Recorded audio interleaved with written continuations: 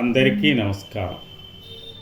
November 19 Diviseema ఉప్పెనను ప్రజలకు గుర్తు చేస్తూ శ్రీ జి సూర్యనారాయణ గారు వ్రాసిన దివిసీమలో కాళరాత్రి, అది 1977 నవంబర్ 19 శనివారం.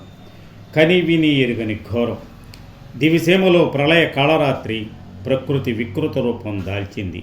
జడివానలకు పిడుగాలులు తోడై సముద్రుడు మహారుద్రుడై తాడి చెట్టంత పెను తరంగాలతో తీర ప్రాంతాలపై విరుచుకుపడి దారుణ మరణ మృదంగాలు మ్రోగించే జల ప్రళయాన్ని ప్రజలు గుర్తించే లోపుగానే కడలి రెక్కసి మింగేసే పలు గ్రామాలను, చెట్టుకొకరు పుట్టకొకరాయే కుటుంబాలు, 10,000 మందికి పైగా మృత్యువాత, బాధితుల శోకసంద్రంలో వికట దేహాలు, ఊరులన్నీ మారిపోయే మరుభూమిగా, ఆనవాలు తెలియక నివాసితుల నిర్వేదం, ఆంధ్రావని కార్చే కన్నీరు మున్నీరు, భారతమాత అందించే అభయహస్తం, ప్రపంచ దేశాలు స్పందించే ఉప్పెన విపత్తుకి జనమండలి యంత్రాంగంతో కదలివచ్చి బాధితులను ఓదార్చే ఆత్మీయుడిలా, భారీగా సహాయం అందించే దీనవాడలకు బాధితుల పక్షాన మండలి వెంకటకృష్ణారావు నిలిచే ఆత్మబంధువుడిలా, విపక్షాలు, కళాకారులు, సేవా సంస్థలు కదిలే